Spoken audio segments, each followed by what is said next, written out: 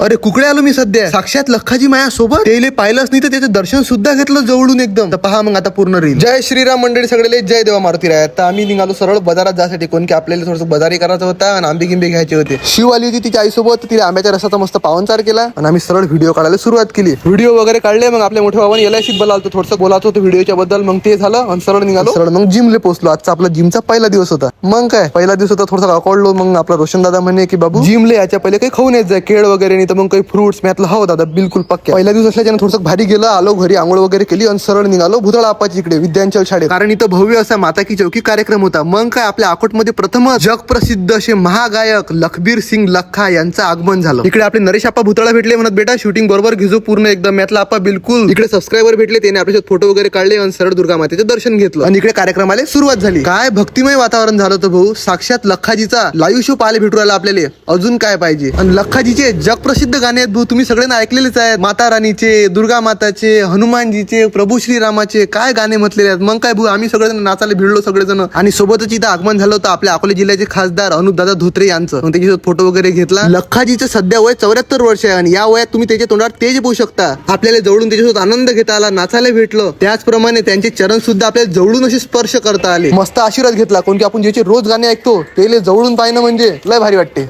जय जय Shriram.